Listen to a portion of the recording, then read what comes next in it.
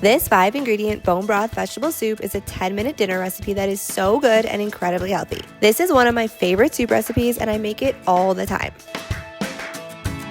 Start by adding 2 cups of bone broth to a small pot. My favorite is kettle and fire. You can use chicken bone broth or beef, either works.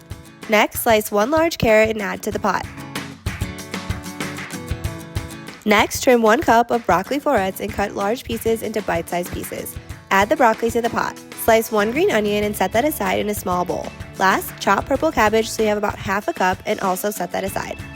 Put the pot over medium-high heat and boil until the broccoli and carrots are cooked, about 5 to 7 minutes. Next, add in the cabbage and green onions. These don't take long to cook at all, they just need to be warm, so let them warm for a minute or so.